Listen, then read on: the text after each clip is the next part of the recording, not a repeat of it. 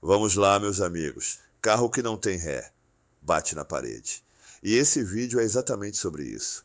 A muralha que pode estar se aproximando dos ministros do Supremo Tribunal Federal, especialmente Alexandre de Moraes.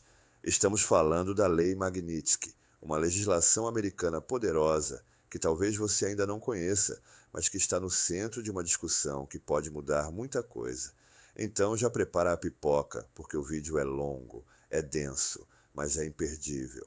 No final, eu quero ler seu comentário. Você acredita que essa lei pode ser aplicada?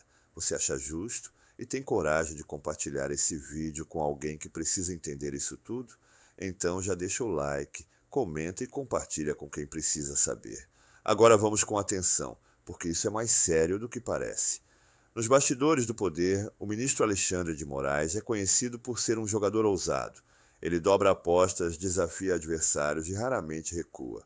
E é justamente por isso que surpreende o atual silêncio vindo do Supremo Tribunal Federal. Um silêncio que revela mais do que palavras poderiam dizer. Até pouco tempo, era comum ouvir dos defensores da corte que essas ameaças de sanções eram blefes, que os Estados Unidos jamais ousariam interferir nesse nível. Mas esse discurso começou a mudar no momento em que um alto emissário do governo americano, não um jornalista qualquer, mas um agente diretamente ligado à Casa Branca, declarou que a sanção já está sobre a mesa do presidente dos Estados Unidos da América, Donald Trump. Nesse instante, o cenário mudou. Vale lembrar que Alexandre de Moraes, com sua conhecida arrogância institucional, já fez piadas públicas sobre a influência americana. Chegou a dizer que não temia Trump, a menos que ele enviasse um porta-aviões para o Lago Paranoá. Foi uma frase que, à primeira vista, arrancou risos. Mas agora pode parecer um desrespeito diplomático com consequências reais. E todos sabemos que no mundo político, poderosos ofendidos muitas vezes esperam o momento certo para revidar. Alexandre de Moraes não tem economizado inimigos. Além das polêmicas internas do Brasil, ele coleciona confrontos com as chamadas Big Techs e, mais recentemente, com ninguém menos que Elon Musk, o bilionário dono da Tesla, da SpaceX e agora do X, antigo Twitter. São enfrentamentos que colocam o ministro no radar de nomes que realmente influenciam decisões internacionais. Se a gente for analisar a curva de poder do ministro Alexandre de Moraes nos últimos anos, ela é claramente ascendente. Ele se tornou o homem mais temido do Brasil. Só que, como toda curva de ascensão, ela chega num ponto de inflexão. E a impressão é que essa curva começou a se achatar, talvez esteja prestes a descer. E por que isso está acontecendo agora? Simples, porque a Lei Magnitsky existe e está sendo levada a sério. O que é a Lei Magnitsky? Trata-se de uma legislação dos Estados Unidos da América, criada inicialmente em 2012 e ampliada em 2016 para o chamado Global Magnitsky Act. Essa lei permite que o governo americano aplique sanções financeiras e diplomáticas a indivíduos estrangeiros envolvidos em graves violações de direitos humanos, corrupção sistemática, abusos de poder com implicações internacionais. Ela foi criada em homenagem a Sergei Magnitsky, um auditor russo que denunciou um esquema de corrupção e acabou sendo preso, torturado e morto sob custódia estatal. Desde então, o nome dele virou o símbolo internacional de justiça contra a impunidade em regimes autoritários. A Lei Magnitsky é chamada de pena de morte financeira, porque uma vez aplicada, ela congela ativos do sancionado, bloqueia seu acesso ao sistema bancário internacional e o proíbe de entrar nos Estados Unidos. Mas não para por aí. Porque a lei funciona mesmo fora dos Estados Unidos? Você pode se perguntar, mas os Estados Unidos da América vão mandar aqui no Brasil? Não seria uma violação da soberania nacional? Na prática, não, porque o verdadeiro poder americano não está em tanques, mas no sistema financeiro global. O mundo inteiro negocia em dólares, e o controle do dólar passa por um sistema chamado SWIFT, que conecta bancos ao redor do mundo com os bancos americanos. O que isso quer dizer? Quer dizer que se um indivíduo é sancionado pela lei Magnitsky, todo banco que tem relacionamento com o sistema financeiro dos Estados Unidos, ou seja, todos os grandes bancos brasileiros, é obrigado a bloquear as contas dessa pessoa.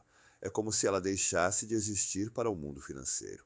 Não consegue receber, transferir, movimentar ou acessar ativos fora do colchão. É pior que estar com o nome no SPC. É como estar fora do jogo econômico global. E se as sanções forem aplicadas aos ministros do Supremo? Esse é o ponto mais sensível.